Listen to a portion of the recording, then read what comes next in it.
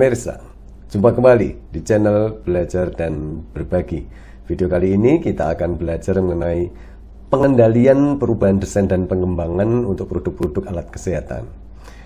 Perubahan desain dan pengembangan ini dapat terjadi pada tahap apapun di dalam sistem manajemen mutu, yaitu dalam tahap desain atau sesudah tahap produksi. Misalnya nih, selama implementasi proses desain dan pengembangan, atau sesudah rilis dan pengesahan output desain dan pengembangan, atau sebagai hasil dari pemantauan pelanggan dan kinerja provider eksternal.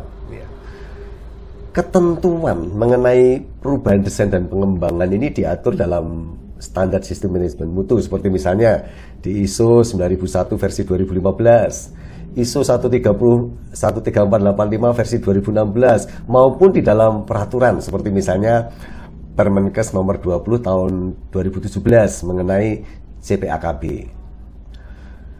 Tujuan pengendalian perubahan desain dan pengembangan ini adalah untuk memastikan bahwa setiap perubahan ini dapat diterima oleh fungsi yang terkait dan juga dikelola dengan tepat.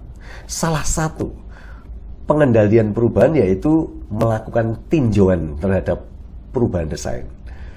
Tujuan tinjauan perubahan desain dan pengembangan ini adalah untuk memahami efek dari perubahan dan juga untuk menilai aktivitas apa nih yang diperlukan. Misalnya, apakah hanya memperbarui instruksi kerjanya atau perlu melakukan evaluasi klinis yang baru dan sebagainya. Nah, pada waktu melakukan tinjauan perubahan, ini ada dua perspektif yang akan ditinjau.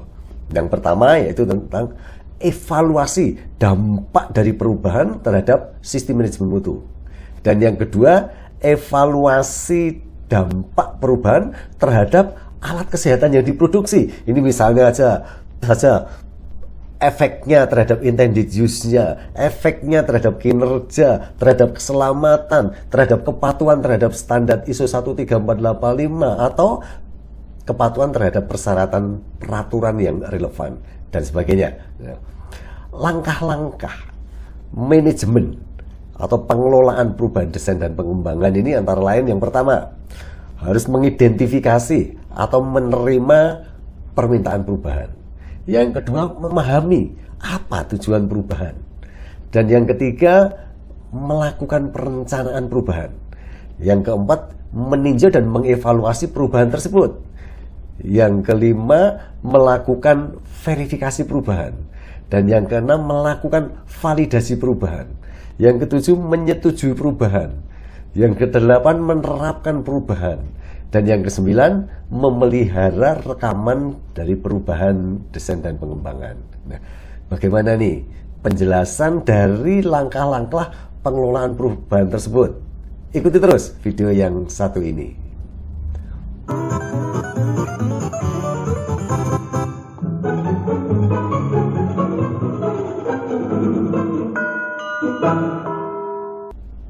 Pemirsa, organisasi sebaiknya mendokumentasikan prosedur mengenai pengendalian perubahan desain dan pengembangan.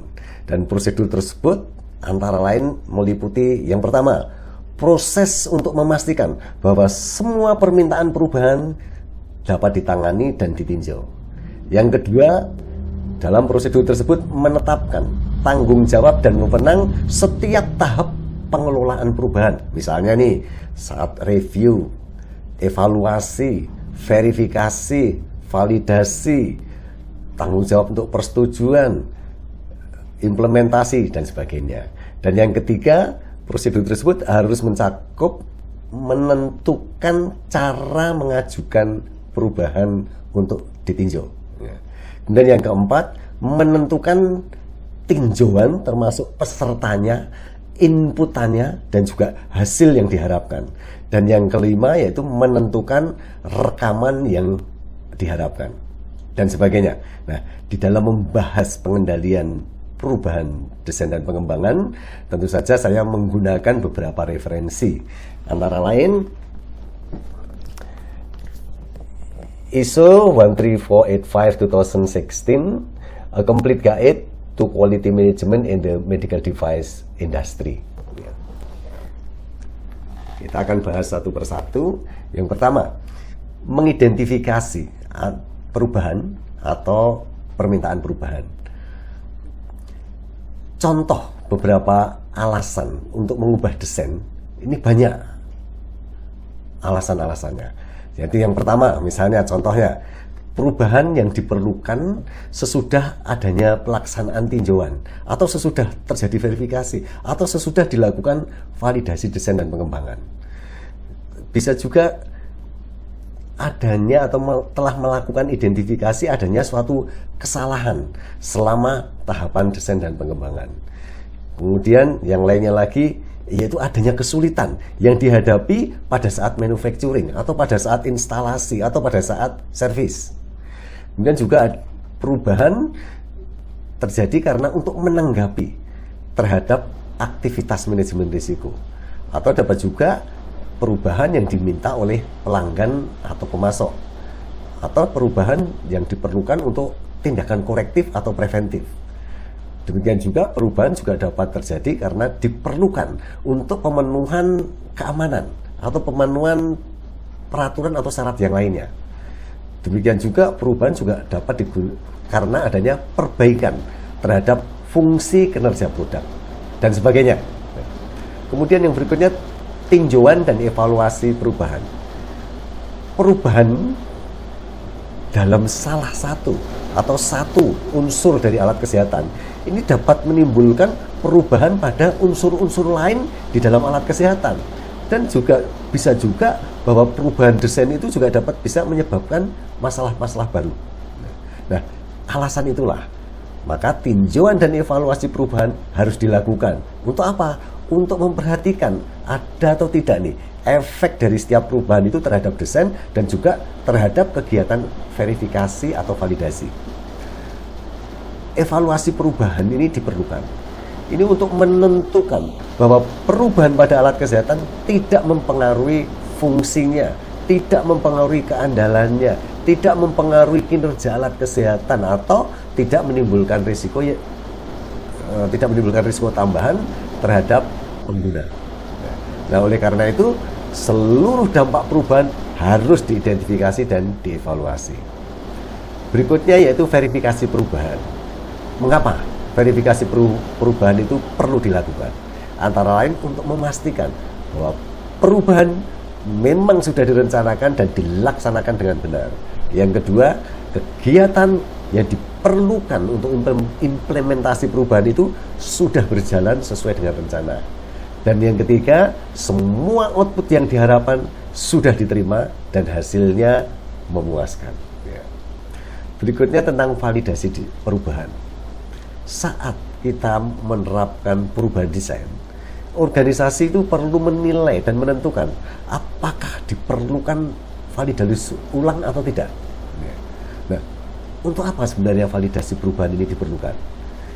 Yaitu antara lain untuk memastikan bahwa perubahan tersebut memang benar dan memenuhi tujuannya. Atau yang kedua, dapat diintegrasikan ke seluruh konsep alat kesehatan. Yang ketiga, tidak menimbulkan konflik terhadap aspek alat kesehatan lainnya. Dan juga untuk memastikan bahwa perubahan itu tidak merusak integritas alat kesehatan. Dan yang kelima, perubahan itu tidak mempengaruhi fungsionalitasnya, tidak mempengaruhi kinerjanya, atau kontrol keamanan alat kesehatan yang mungkin terpengaruh oleh perubahan tersebut. Kemudian tentang pengesahan perubahan. Untuk apa pengesahan perubahan ini diperlukan? Antara lain untuk memastikan bahwa yang pertama, hasil perubahan sudah memuaskan. Yang kedua, memastikan bahwa implementasi perubahan desain mencapai tujuannya. Dan yang ketiga, organisasi itu tetap mampu memproduksi alat kesehatan yang memenuhi spesifikasinya, memenuhi intended use-nya, memenuhi kinerjanya, keselamatannya, dan persyaratan peraturan yang relevan. Apa saja nih unsur-unsur desain dan pengembangan yang sebaiknya disetujui?